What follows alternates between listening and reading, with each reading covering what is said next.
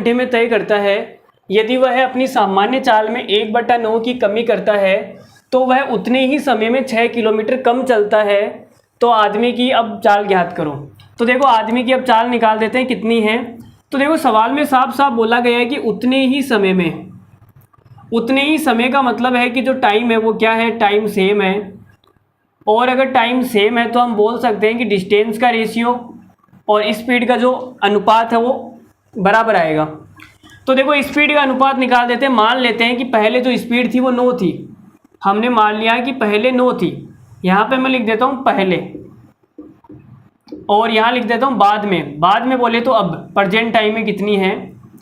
तो देखो पहले स्पीड 9 थी और 1/9 की कमी कर रहा है, तो 9 का 1/9 होता है, एक की कमी करेगा तो 8। अब स्पीड कितनी हो गई 8। तो स्पीड 9/8 है तो डिस्टेंस भी 9/8 आ जाएगी, दूरी भी। तो अंतर कितना है तो आप बोलोगे सर 1, और इस 1 का अंतर कितना दिया है 6 किलोमीटर। भाई सवाल में बोला गया है ना कि 6 किलोमीटर कम चलता है। सवाल में यही तो बोला गया है कि 6 किलोमीटर कम चलता है ना भाई, उतने ही समय में 6 किलोमीटर कम चलता है। तो पहले 9 चल रहा था, अब 8 चल रहा है, तो 1 कम चल रहा है। 1 की वैल्यू है 6 किलोमीटर। लेकिन हमें निकालना क्या है, तो आदमी की अब चाल ज्ञात करो। तो हमें बताना है कि आदमी की जो अब चाल है प्रेजेंट टाइम में जो चाल है वो कितनी है, ये बताना है। तो देखो बता देते हैं। तो प्रेजेंट टाइम का निकालने के लिए मैं डिस्टेंस भी अभी की निकालनी पड़ेगी। तो देखो 1 की वैल्यू 6 है तो 8 की वैल्यू कितनी आएगी, आप बोलोगे सर 48 किलोमीटर।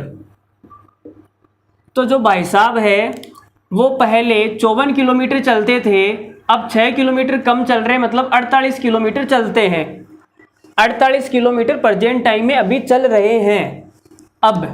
और सवाल में पूछा है अब चाल, तो 48 किलोमीटर चलते हैं 12 घंटे के अंदर। कितने घंटे के अंदर, 12 घंटे के अंदर। चाल निकालनी है, मतलब 1 घंटे का निकालना है। तो 12 चौक 48, तो हमें पता लग गया कि 1 घंटे के अंदर ये 4 किलोमीटर चलेगा। और 1 घंटे में चली गई दूरी को हम क्या बोलते हैं, स्पीड। तो स्पीड कितनी आ गई, 4 किलोमीटर प्रति आवर। तो कौन सा ऑप्शन सही है, ऑप्शन नहीं है क्या भाई। चलो बिना ऑप्शन के सवाल है ये, तो वैसे लल्लू सवाल।